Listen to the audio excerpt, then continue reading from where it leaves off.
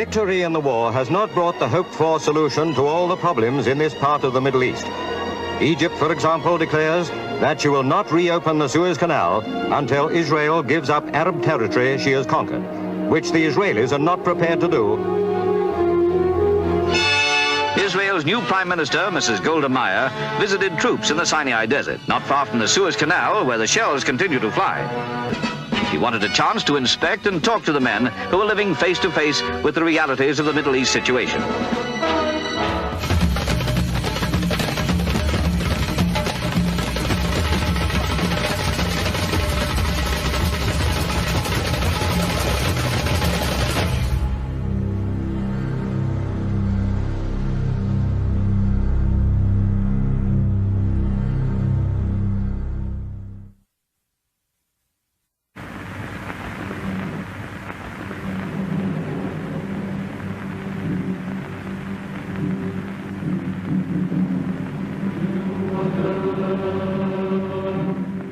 The death of President Gamal Abdel Nasser after 18 years in power devastated Egypt and the entire Arab world.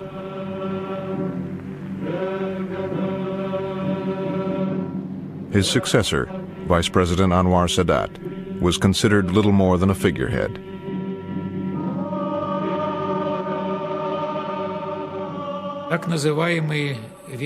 Those in Nasser's inner circle thought they could steer policy on the course set by Nasser, and they were confident that Sadat would follow the party line. The funeral was a grand occasion for the leaders of the Arab states and Nasser's Soviet allies. Nasser had severed relations with America, so the representative from Washington assumed he would be ignored. Then a soldier came into the room, weaving his way through the crowd. Apparently, it turned out heading for me. The soldier led Richardson away, out of the sight of the world's press and the watchful eye of the KGB.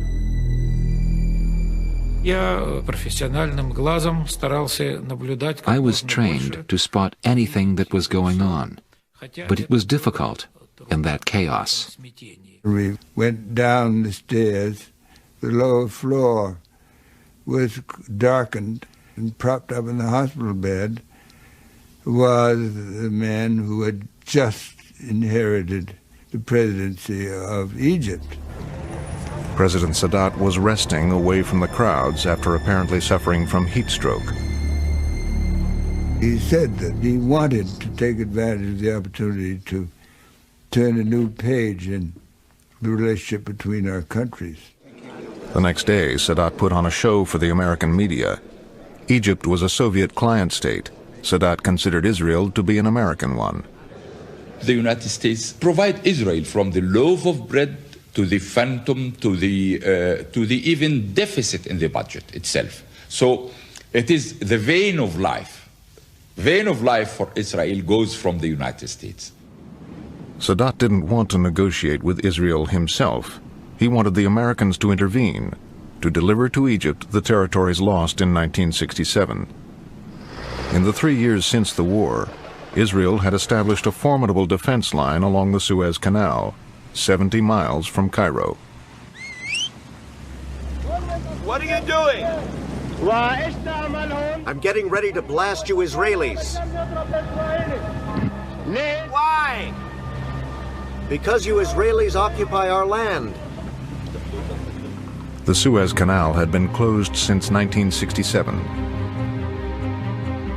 Sadat now told the Americans that if Israel moved back a few miles from the canal, he would reopen it, even to ships trading with Israel. Sadat's proposal followed statements made by Moshe Dayan, Israel's defense minister. Dayan said that the Sinai should eventually be returned to Egypt. What we say is that we sit there just because the war is going on. But once you agree to make peace agreement, we don't think that we should sit on your Suez Canal. Golda Meir didn't want to negotiate through the Americans. She wanted direct talks with Sadat. I'm prepared to go to Cairo, I'm prepared to go to Damascus, I'm prepared to go to Amman, I'm prepared to go to Beirut. Anywhere. You would go to these places? Yes. Happily. To negotiate peace, of course. In Washington, President Nixon looked for the right person to urge Sadat's proposal on Golda Meir. He chose Joe Sisko. I can recall the words to this day. He said, "Joe, press Golda. Press her hard, but don't cause a major Donnybrook between Israel and the United States."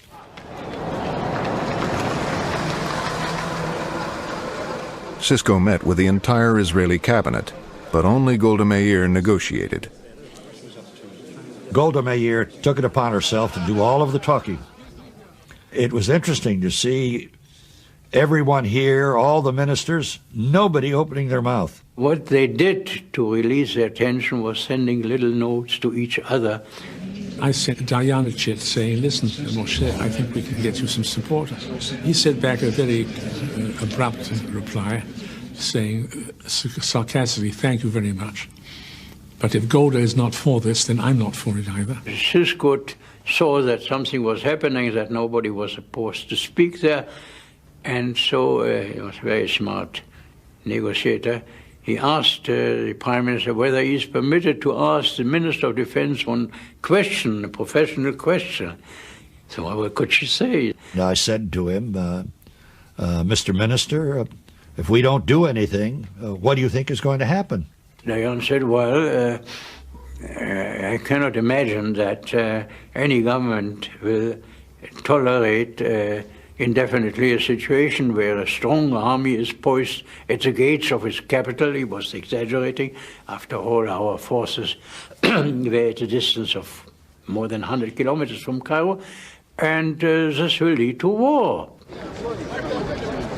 Golda Meir still insisted on direct talks.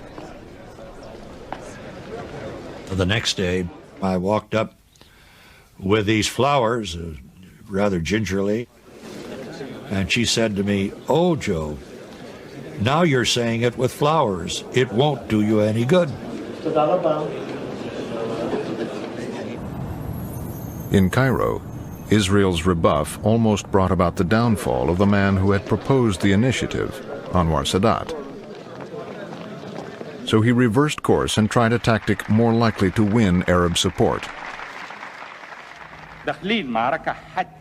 War is now inevitable. Whatever the price, whatever the sacrifice, we will not back down. We will not give up 1 centimeter of Arab land. I thought of Sadat as a character out of Aida. I didn't take him seriously. He kept making grandiloquent pronouncements. He never acted on them. So I, frankly, thought he was bluffing. Kissinger was too preoccupied with the Vietnam War to give the Middle East much attention. Even when Sadat made another offer. He wanted Israel to return to the 67 borders, in return for which Egypt would be willing to make peace, which was a big step because no Arab state had as yet ever flatly said that they would make peace. We were in no position to handle that. Sadat told me that Kissinger had said, "If all you have is a problem, I cannot deal with it. But if it becomes a crisis, then I can intervene."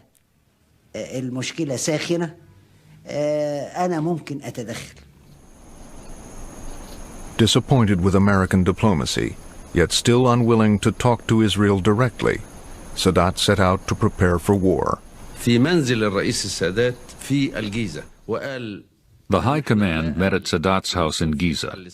Sadat told us, "There is no hope of a peaceful solution, and I will not surrender to Israel.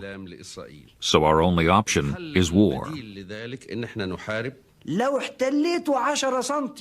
He said, "Get me back just 10 centimeters of the Sinai, and I will negotiate a miracle." Sadat then proposed a secret alliance with President Assad of Syria. They agreed to plan a joint attack on Israel.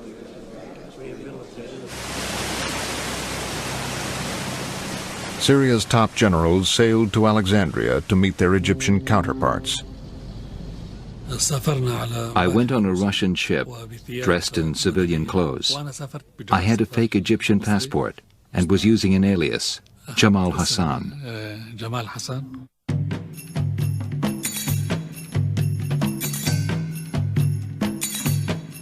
Once they arrived, they kept up the subterfuge. In the evenings, we went to a nightclub, the Mumtaza. We were drinking and having fun. We wanted people to think we were just enjoying ourselves and that we did not have a care in the world.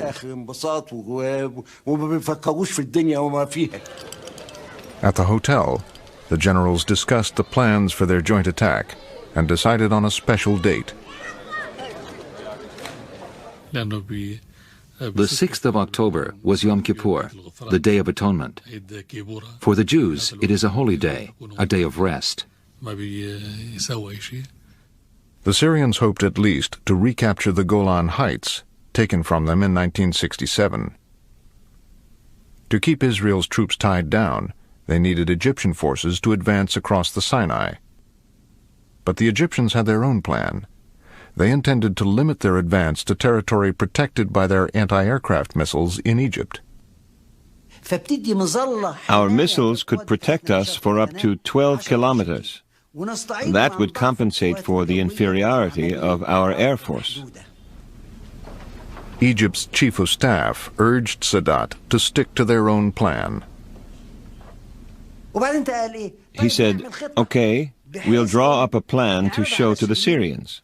This second plan had us advancing to the Sinai passes, but it was done just for the Syrians. So it was agreed that the Egyptians would advance to the passes. They would pause to reorganize and then go forward again. Meanwhile, we would occupy the Golan Heights.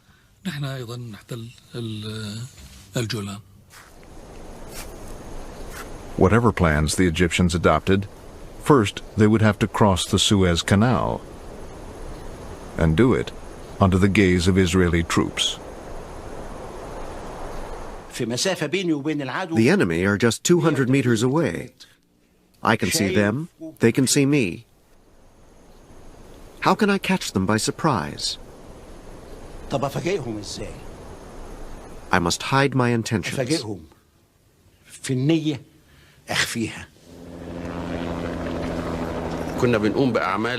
We carried out many military exercises. The aim was to deceive Israeli intelligence. We wanted them to think we were expecting an attack from Israel. Now, the presidents of Egypt and Syria also set out to deceive their fellow Arab, Jordan's King Hussein. They claimed Israel was about to attack them.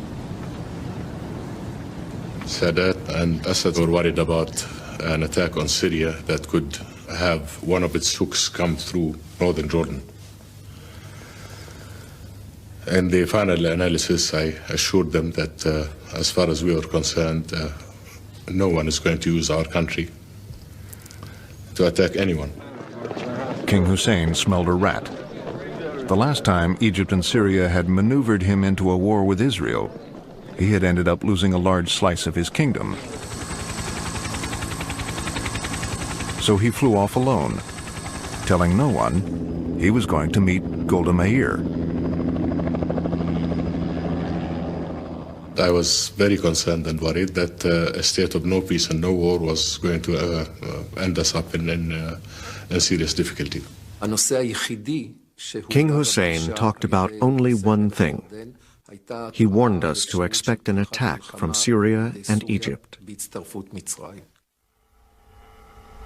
The Prime Minister received the king alone, but the head of Israeli military intelligence was listening, as Hussein warned of the Syrian-Egyptian preparations for war. She was not convinced this information was reliable. You see, King Hussein himself was not 100% sure. Instead of mobilizing the Israeli reserves, Golda Meir kept in place the usual 450 troops along the canal.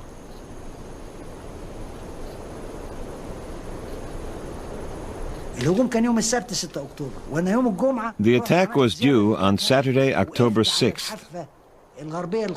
On the Friday, I went down and looked across the canal. On the other side, nothing was moving. I went back and told Sadat, "They can find out now. I don't care."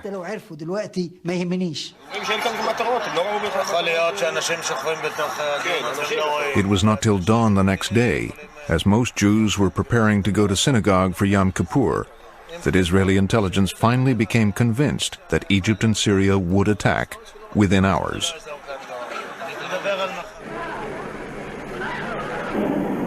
The Israelis heard the call to arms on the radio and from rabbis in their synagogues.